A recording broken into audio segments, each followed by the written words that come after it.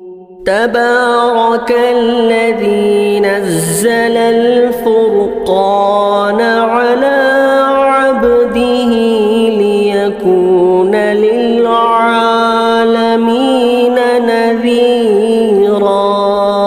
اچھا بھائی، کسی نے انگلینڈ سے سوال کیا ہے۔ سوال یہ کہ مفتی صاحب السلام علیکم ورحمۃ اللہ وبرکاتہ۔ جی بھائی، وعلیکم السلام ورحمۃ اللہ وبرکاتہ۔ سوال یہ کہ مفتی صاحب بحری سفر یعنی بحری جہاز میں فوت ہونے والے شخص کی تدفین کا شرعاً کیا حکم ہے؟ جواب دے، بڑی مہربانی ہوگی۔ سوال کرنے والے مفتی عبدالرحیم صاحب انگلینڈ سے۔ دیکھیں مفتی صاحب، سوال تو ماشاءاللہ بہت اہم ہے آپ کا۔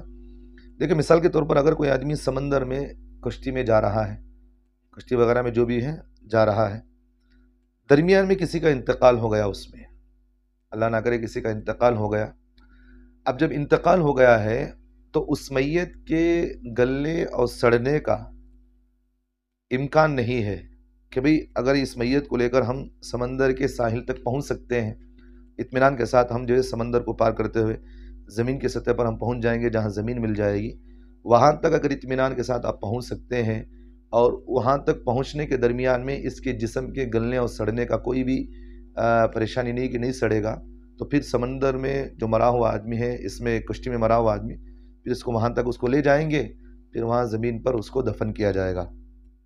بات سمجھ میں آ رہی؟ اگر گلنے اور سڑنے کے امکانات ہیں تو پھر اس کو کیا کریں گے، سمندر ہی میں اس کو جنازے کی نماز وہاں کشتی میں ہی اس کو غسل وغیرہ دیا جائے گا، اور پھر اس کے تجویز جو بھی ہے تجہیز کی مطلب اس کا کفن وغیرہ جو بھی ہے پہنایا جائے گا، پھر نماز جنازہ پڑھی جائے گی۔ نماز جنازہ پڑھنے کے بعد کوئی وزن دار چیز، پتھر ہے یا تو پتھر یا لوہا وغیرہ جو بھی ہو، وزن دار چیز اس کے جسم کو باندھ دیا جائے گا۔ جسم کو باندھنے کے بعد پھر اس میت کو سمندر میں چھوڑ دیا۔ جنازے کی نماز پڑھنے کے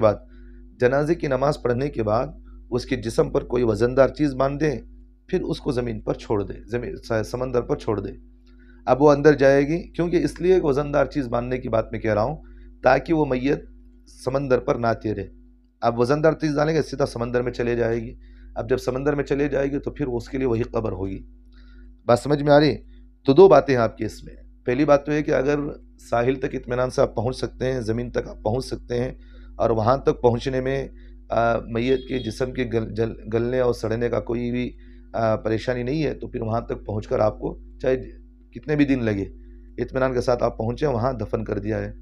اگر آپ کو وہاں تک پہنچنے میں اس کے جسم کے گلنے اور سڑنے کا اندیشہ ہے تو پھر غسل دیا جائے گا، جنازے کی نماز پڑھی جائے گی، اور جو میت کے جسم پر جو کفن باندھا گیا ہے اس کے ساتھ کوئی وزن دار چیز باندھ کر سمندر میں چھوڑ دیا جائے تاکہ وہ نیچے سطح تک پہنچ جائے، اسی کی قبر وہی ہوگی۔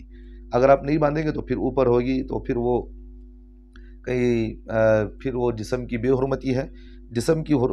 انسان کی جسم کی قدردانی یہی ہے، کیونکہ اللہ نے اس کے جسم کو، انسان کے جسم کو ایک ممتاز بنایا، اعجاز والی چیز بنایا ہے، تو اس کی میت کے لیے وہی ہے کہ بھی سمندر میں ڈال دیا جائے۔